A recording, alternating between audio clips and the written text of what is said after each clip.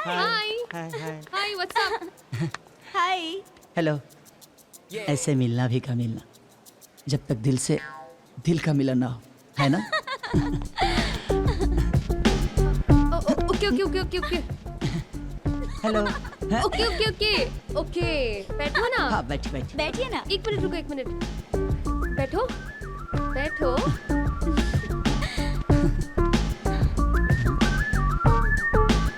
हाय। Hello hello hi. Hello coffee. Hello. Hi hi बाद में, अभी कॉफी पीते हैं। लीजिए ना। आप लीजिए ना। अरे पहले आप लीजिए ना। अरे थैंक यू। आप लीजिए। हाँ हाँ थैंक यू। आप लीजिए। आप लीजिए ना। अरे प्लीज आप लीजिए ना। Thank you.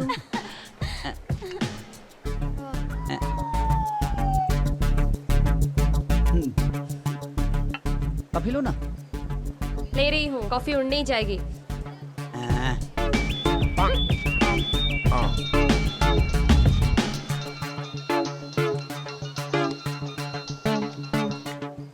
हेलो। हाँ कहाँ बड़ी थे? ये वही जरूर खमावतनी। क्या हुआ? हाँ हाँ मावतनी। कुछ ना, तू कॉफी पी, हम आवतनी। अरे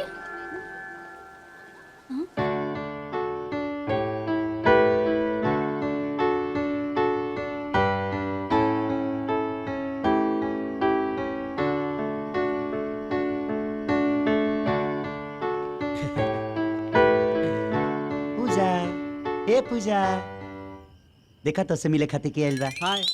तू? हेलो। हाँ हम गोधन मैडम जी सेवा कैल जा हमने के दोनों आदमी। अब मेवा खाई अकेला, बहुत नाइंसाफी है ना, बहुत नाइंसाफी है। का बकवास करता रहो। अरे सुना है ने, ई बकवास नहीं के करत। एकरा पता चल गइल बा कि हमनी के जो शादी के लिए बनी जा ना, उ नकली बा। अब सोचा, अगर ई पापा जी के लगे जाके मुंह खोल देलस त का होई? हाँ भाई बढ़िया से समझा दे एकरा के। प्रॉब्लम होई ना। हमरे के ब्लैकमेल करबे तो? पूजा पहले हम एकर जान ले ले। ऐसा ना कइल जाला, लइका नहीं खू। काबिल पूजा काहे इतना चिल्लात बाड़ू? कुछ ना। हाय ये के हा? हम ई हमर नौकर हमरा घर में काम हाँ करेला हाँ हाँ। और हमरा साथ ही रहेला। और ढेर दिन से हम बाहर बानी ना, तैकर मन नहीं खेला। तो हमसे पूछला सा कि मालिक आ जाए का? तुम कहीं आ जाओ, इतना बड़ा घर बा, वहीं कोना में पड़ा रही है। वो करे के देख लिए तो खुश हो गई लिया। हाँ खुश खुश। देखा हमरा के देख के इनकर खुशी रोकात नहीं खे। देखा खुशी के मारे कैसे लाल हो गई बाड़ी। देखा देखा।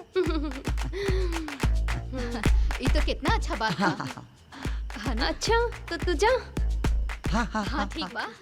अरे चल गई। एकरा के हम मार दे।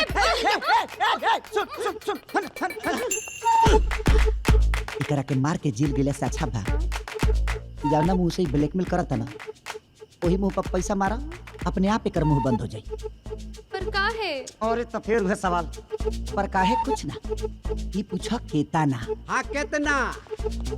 अरे वैसे भी हम कहाँ जाता नहीं। हमरा कहते हैं रह के बा। हैं? अरे मिल बैठ के डिसाइड कर लिया जाए। तो इहवे रही। हाँ ये रही। ये कहवा रहता भाई? अरे चाचा जी, ना पापा जी। पापा जी। हो गई हो गई हो गई। अब ई क्या? जी जी ये हमार नौकर अच्छा हमरे साथ रहेला। अच्छा हाँ वेरी चाचा जी गुड, हम इनकरे नौकर हैं। Very good very good. अरे भाई त इहवा ना रही त कहाँ रही? पापा जी। बहुत ज्यादा होता। अच्छा जी। गोधान तू किचन में जा और सविता के मदद करा, आज बैगन बनावा। थैंक यू मालिक जी। हाँ हाँ हाँ। थैंक यू मालिक जी। Thank you. पापा जी बहुत संस्कारिक लेखा हमरे खानी। पापा जी। दामाद जी, दामाद जी। सविता जी मन में एगो बात आवत पूछी का? बोला। रउआ अकेले बानी? एगो घर में 4 गो आदमी कहिया अकेले रहे लगले? हाँ ई घर में हम बानी, साहब बाड़े, पूजा बेबी बाड़ी, अब तो राजा बाबू भी आ गए बाड़े। अरे हमरा कहे के मतलब वो ना रहे, मतलब हम कहते रहने की माने अकेले बानी। बुझ गई नी, अकेले ही बानी और अकेले ही रहे के बा। बहुत अच्छा बात बा, अकेले ही रहे के बा। हाँ अरे यार, एक मुसीबत खत्म ना भइल और दूसर चालू हो गइल। देखा, जब वो घड़ी में मुड़ी डालिए दिले बाड़ू तब मुसर से कटे रहता रहू। हाँ? ये तोहरा राय नकली शादी करे के, इससे अच्छा तो हम असली शादी कर लेती। तो असली शादी तो तब होई जब तोके कोनो लड़का पसंद आई। एगो काम करा, कोनो अच्छा लड़का पसंद करके आ शादी ब्याह करके ना ये सबसे छुटकारा पाला, हमरो देह छूट जा।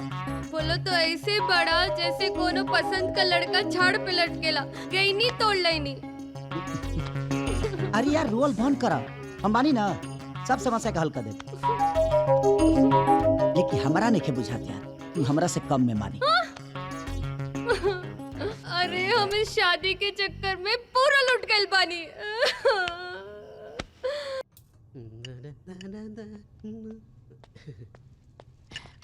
साहब बस बेटा, एक ठो हो हो गए। गई।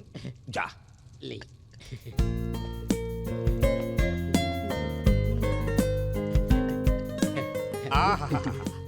बिहार की याद आ गई।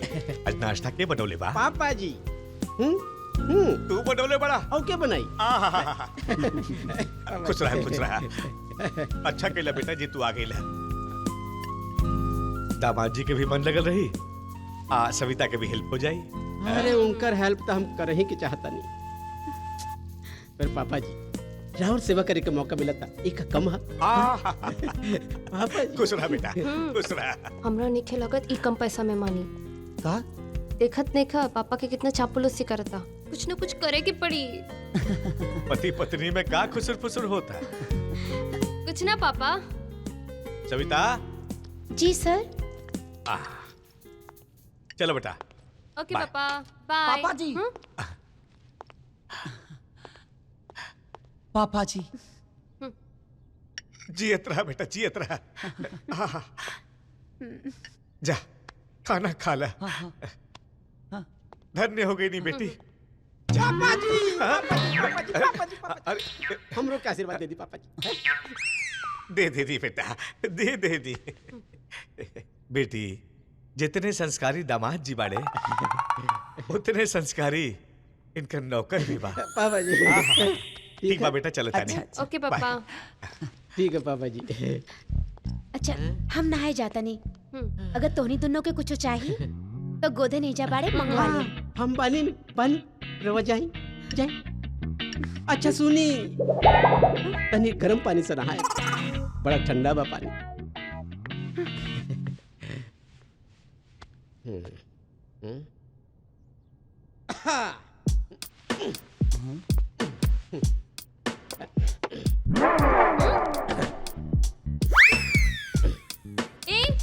ई का बदतमीजी बा? बदतमीजी, ये है हमारा असली पहचान है। तू का हमरा के नौकर बुझले बाड़ू? ई दो टके का आदमी ऐसे बात करता? हम का करी? 2 टका ना, 10,000 पाउंड का? हाँ। पागल हो गल बड़ा का?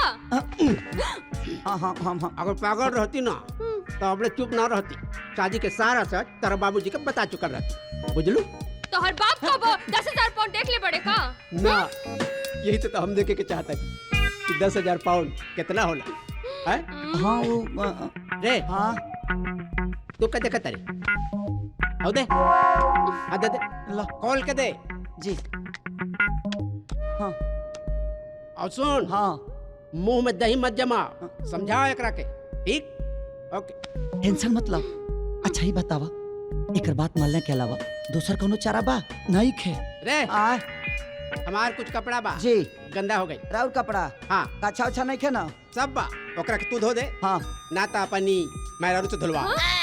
हम कच्चा धोई, ना। हम कच्चा धोई। ना हो। एकरा पहले कि हम एकरा के मार दे। ना हो हम काहे खाती बानी है जा? हम धो दे हम धो दे कि ना? ठीक बा।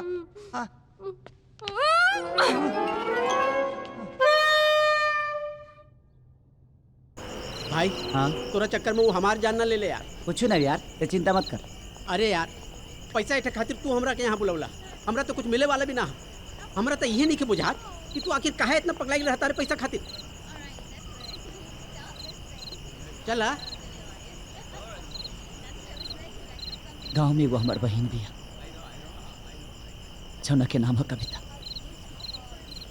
वो अपनी जान से भी ज्यादा हमके प्यार कर ले यार। बड़ा अरमान से ओकरे खातिर एगो लड़का देखनी, और ओकरे के देखे खातिर लड़का वाला लो हमारा घरे आई। चाचा जी खाई लो ना, भाभी बनौले बिया। अच्छा हाँ, और लड्डू भी उहे बनौले बिया।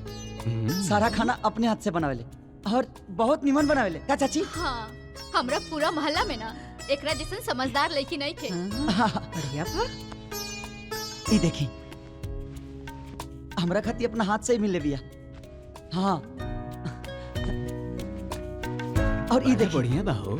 सब कुछ अपना हाथ से ही करेले, सिलाई बिनाई पेंटिंग सब कुछ करेले अपना हाथ से। बाबू इतना बढ़िया लड़की हमरा बेटा के मिल जाई तो ऐसे बढ़ के हमके और का चाहिए। हाँ, सब कुछ अपना हाथ से करेले। का चाची? हाँ हाँ सच कहता है। बेटा एकदम ई कुल तो सच। बढ़िया बा। अब तू एगो काम कर, तनी लड़की के बुलावा हमनी के देखी। जी जी आओ तनी। हाँ लेके आवा। बहुत रहनदार लड़की बिया। राजा के माई बाबूजी के गुजरला के बाद राजा ओकरा के माई बाप के कमी ना महसूस होके दिलस। दोनों भाई बहन आपस में बहुत प्यार करेले। कितना सुंदर लगता रे रीति। आए एगो बात कही, लड़का भी बहुत सुंदर बावे। लेके आओ बेटा। हाँ चाची आओ तनी।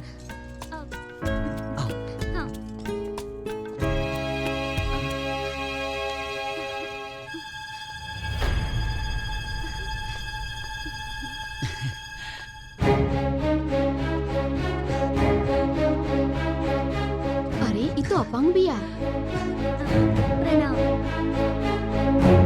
काबिल चाचा जी बैठी लो ना। अरे बैठी का खाक, तोहार बहिन अपंग बिया। ये बात तो तू हमरा पहले ना बतौलो। अरे चाचा जी पैर के कोनो ज्यादा प्रॉब्लम नहीं है, वही पैर से ही सारा काम करेले। जानबूझ के ईटा से कोई अपन सर थोड़ी पड़ी। अपंग बहन खातिर अपंग लड़का ढूंढा ना। अरे अरे अब गॉपे करबू कि चलबो करबू? चलो ए चला। चल चाचा जी ना ऐसे मत करी चाचा जी, हमारा बहन की जिंदगी बर्बाद हो जाए। रवा घर के मंदिर की तरह साफ रखी चाचा जी, और रवा सबके बहुत सेवा कर। हाँ, वही पैर से पूरा घर के काम करेले। समझाओ ना चाची। हाँ हाँ राजा एकदम सही कहता। चली जी। चाचा जी